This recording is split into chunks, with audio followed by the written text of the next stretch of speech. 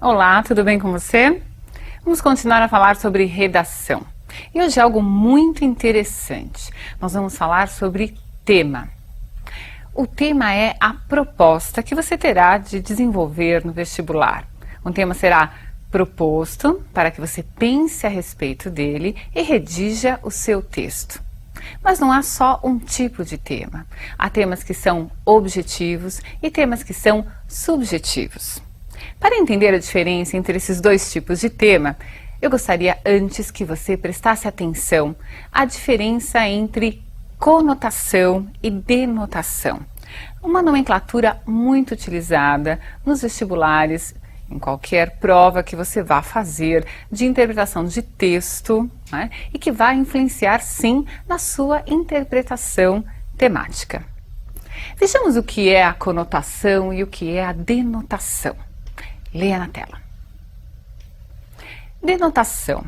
A palavra será usada em sentido literal. Nós temos como marca da denotação a objetividade. Sempre que se disser esse texto é denotativo, é porque é um texto objetivo. A palavra tem sentido literal.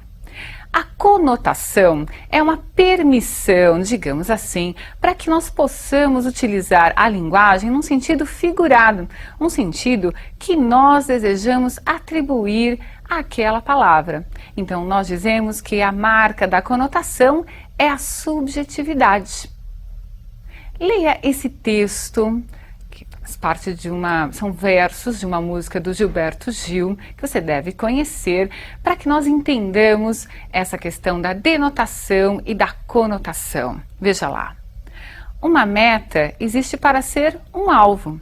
Bom, essa é uma definição clara, objetiva do que é meta. A meta é um alvo. Mas quando o poeta diz meta, pode estar querendo dizer o inatingível. Veja, o próprio Gilberto Gil está dizendo que, se o poeta usa a palavra meta, ele pode estar utilizando em sentido conotativo e não estar desejando querer que aquela palavra signifique o que ela realmente no dicionário significa, né? Meta é igual a alvo, mas ele quer que meta seja qualquer outra coisa, quem sabe até o inatingível. Você percebeu? Então, a conotação permite àquele que faz uso da palavra a figuração. É possível usar a palavra fora desse sentido real. Quando eu falo em real, eu estou falando do sentido dicionarizado, objetivo, aquele que todos dominam e conhecem. Há temas que vão aparecer no vestibular em que vai ser necessário a sua interpretação. São os temas subjetivos, em que a conotação predomina.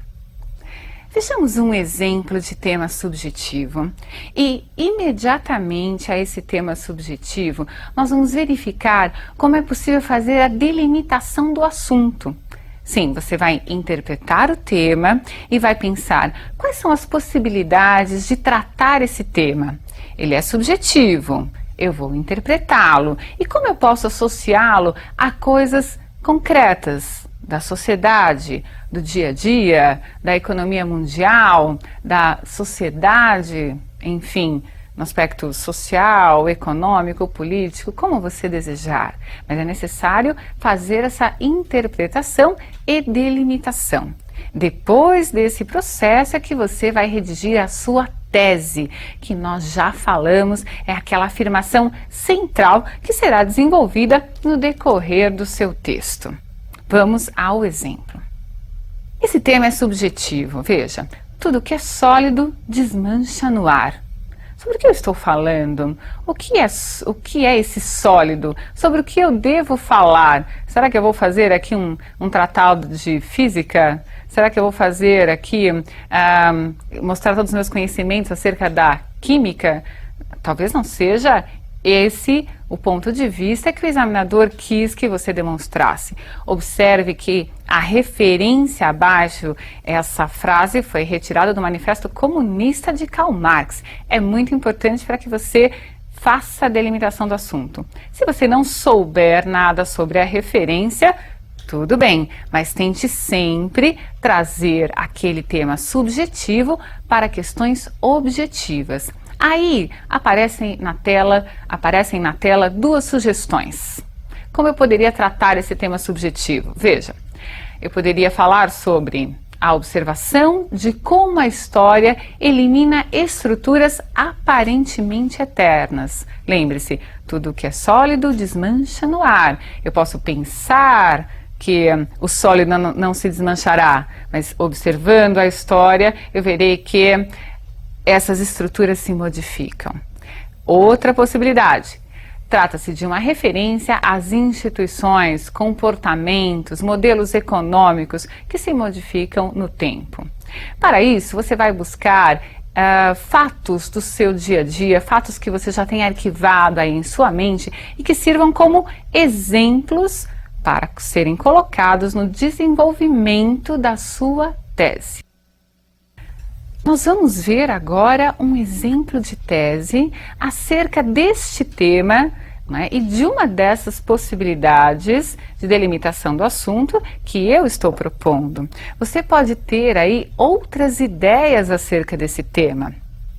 Então leia a tese que eu redigi para que você tenha uma ideia de como tratar este tema segundo a delimitação de assunto que eu propus. Leia comigo. Nosso cotidiano parece cercado por estruturas fixas, imutáveis, sejam instituições, relações de poder, formas de vida. Mas, se dermos um passo atrás e olharmos a história, o que encontramos é uma sucessão de transformações, em que essas estruturas, que pareciam eternas, são criadas e destruídas. Essa é a minha tese, que eu fiz a partir da minha delimitação do assunto, do tema que foi proposto de forma genérica e é subjetivo.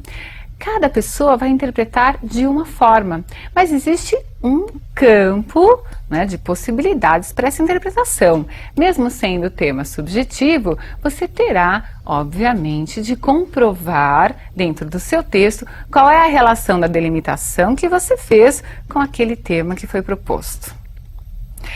Temas objetivos são mais fáceis de serem tratados. No primeiro momento, se aparece como tema violência, eu sei que eu só posso falar sobre violência.